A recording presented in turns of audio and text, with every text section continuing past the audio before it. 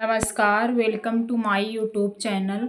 आज हमारी 75% जो पॉपुलेशन है बाल झड़ने जैसी समस्या से बहुत ज़्यादा परेशान है। चाहे वो मेल हो चाहे फीमेल हो, सब लोग बाल झड़ने जैसी समस्या से बहुत ज़्यादा परेशान है। बहुत ज़्यादा हेयर फॉल हो भी रहा है सब लोगों को आजकल।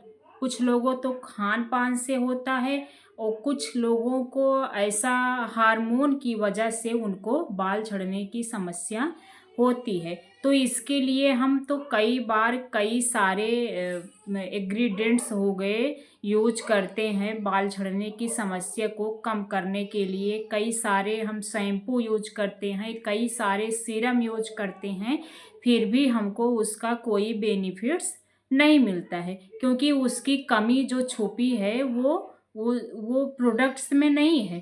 उसको जड़ से ख़त्म करने के लिए हमें पहले टेस्ट करवाना चाहिए कि आखिर हमारे कहाँ से ये हेयर फॉल की समस्या हमको शुरू हो रही है। कभी बहुत सारे ऐसे हमारे बॉडी में जो हार्मोन्स हैं उसके डिस्टरबेंस होने से भी हमको बाल झड़ने जैसी समस्या हो सकती है। तो आज हम उसी हार्मोन्स को बताएंगे। पूरी जानकारी के लिए आपको वीडियो को फुल वॉच करना है, क्योंकि आप भी इस समस्या से, अगर आपको ऐसी समस्या है तो ज़रूर आपको ये वीडियो वॉच करना चाहिए। तो आज हम उसी हार्मोन्स को बताएंगे कि कौन कौन से ऐसे हार्मोन्स हैं जिसको डिस्टर्ब होने से हमारे बॉडी में हेयर फॉल जैसी समस्या हो सकती है। तो उसमें जो सबसे पहला वो हमारा हार्मोन है वो कार्टिसोल हार्मोन हो गया, और ये इंसुलिन हार्मोन हो गया, थायराइड हार्मोन हो गया, एस्ट्रोजन हार्मोन हो गया, प्रोजेस्टेरॉन हार्मोन हो गया। इन सब हार्मोन्स की वजह से भी हमारा जो हेयर फॉल होता है वो काफ़ी मात्रा में काफ़ी सारे लोगों को प्रभावित करता है। तो कार्टिसोल हमारे हार्मोन्स को कैसे, ये बाल झड़ने की समस्या को कार्टिसोल हार्मोन कैसे बढ़ाता है। जब आपको बता दें कि जब यह हमारा कार्टिसोल का लेवल हाई होता है तो भी हमको इसकी प्रॉब्लम होती है, और जब ये कार्टिसोल का लेवल कम होता है तो भी हमको ऐसी समस्या, बाल झड़ने की समस्या हो सकती है। तो आपको हम बताएंगे कि किस कंडीशन में हमारा कार्टिसोल का लेवल हाई होता है और कौन सी ऐसी कंडीशन है जब ये हमारा कार्टिसोल का लेवल कम होता है। जब हमको अचानक से कहीं मतलब कोई चीज़ पता चले सडन, जैसे किसी की अचानक से डेथ हो गई, या फिर किसी को कई सारी अचानक से ऐसी बीमारियां हो जाती हैं, बड़ी बीमारियां हो जाती हैं। इन सब समस्या इन सब कंडीशन में जो हमारा ये कार्टिसोल का लेवल है लो हो जाता है, तो उस टाइम भी हमारा हेयर फॉल होता है। तो उस टाइम तो हमारे हेयर फॉल छोटे छोटे पैचेज में होते हैं, जैसे कहीं यहाँ से हेयर निकल गया, कहीं यहाँ से हेयर निकल गया, तो ऐसी समस्या बनी रहती है। और दूसरा जो है हमारा जो कार्टिसोल हार्मोन का लेवल है वो हाई कब होता है, जब हमको क्रोनिक बहुत लंबे समय से स्ट्रेस जिसको रहता है उसको हाई को ये कार्टिसोल हार्मोन का लेवल रहता है।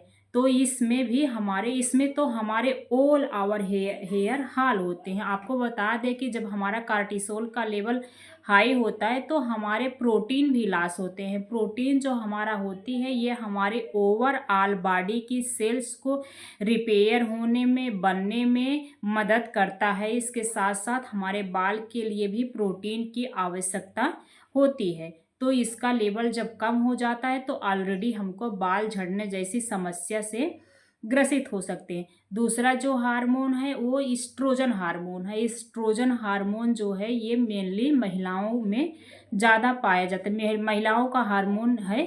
जैसे पीरियड्स के दौरान और प्रेगनेंसी के दौरान, इन सब टाइम में हमारा जो प्रोजेस्टेरॉन का लेवल है वो काफ़ी मात्रा में बढ़ जाता है। तो कभी कभी तो ये टेम्परोरी है कि पीरियड के दौरान कुछ लोगों को हेयर फॉल होता है, यहाँ एक्ने की समस्या हो जाती है, किसी किसी को रेडनेस हो जाता है। तो ये तो टेम्परोरी है, कुछ दिनों के लिए ही ये सब समस्याएं होता है।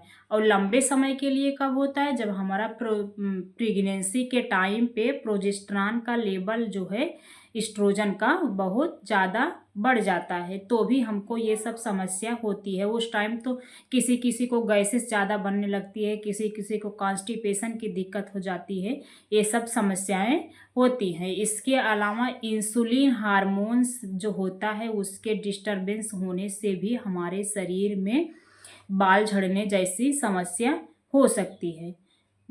और इसके अलावा जो इंसुलिन होता है उसका काम है ग्लूकोज को मेटाबॉलिज करके हमारे शरीर सेल को जो है वो ग्लूकोज प्रदान करना। जब ये समस्याएं हमारे शरीर में ऑलरेडी इंसुलिन रेजिस्टेंस हो जाता है तो डायबिटीज और बाल झड़ने जैसी समस्या देखने को मिल सकती हैं। इसके अलावा थायराइड हार्मोन है, कभी कभी तो ये इंसुलिन रेजिस्टेंस होने से भी थायराइड हार्मोन हो जाता है। कभी कभी लीवर या गाल ब्लैडर की दिक्कत किसी किसी को आती है तो उसकी वजह से भी हमको थायराइड और ऑटो इम्यून डिसऑर्डर हो जाती है। तो लीवर में जब दिक्कत है तो हमको कैसे ये थायराइड हार्मोन्स डिस्टरबेंस हो जाता है, जो हमारा ये T3 और T4 का कन्वर्जन होता है, ये हमारे जो लीवर में ही इसका कन्वर्जन मेटाबॉलिज के टाइम होता है।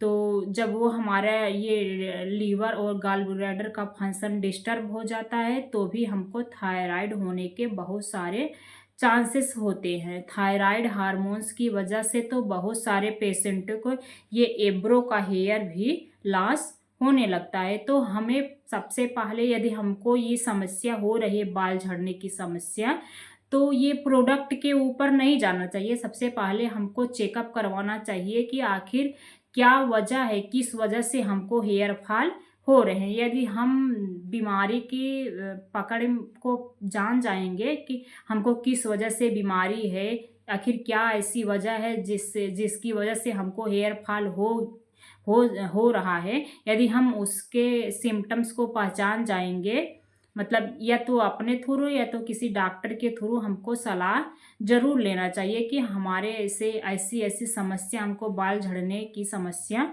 हो रही है। तो यदि हम उसके बारे में जानेंगे तो जो ये ट्रीटमेंट वो डॉक्टर हमको प्रदान करेगा तो उससे हमारे हेयर फॉल जल्द ही रुक जाएंगे, ऐसी समस्या से हम बच जाएंगे। तो ऐसे ही जानकारी के लिए यदि आपको हमारी जानकारी अच्छी लगती है तो यदि आप हमारे वीडियो को पहली बार वॉच कर रहे हैं तो सब्सक्राइब करें। और ऐसे कोई भी आपके सवाल हों जो आप मतलब नहीं बोल पा रहे हो तो वो हमको कमेंट के ज़रिए ज़रूर बताइए, हम आपकी पूरी मदद करेंगे। ऐसे कोई सवाल भी किसी मतलब डेली रूटीन का ऐसा कोई भी सवाल हो तो हमें कमेंट के ज़रिए ज़रूर बताएं, हम आपकी हेल्प करने के लिए तत्पर रहेंगे। आप हमारा सपोर्ट करिए, हमारे चैनल को लाइक और सब्सक्राइब करिए ऐसी ऐसी जानकारी पाने के लिए। Thanks for watching.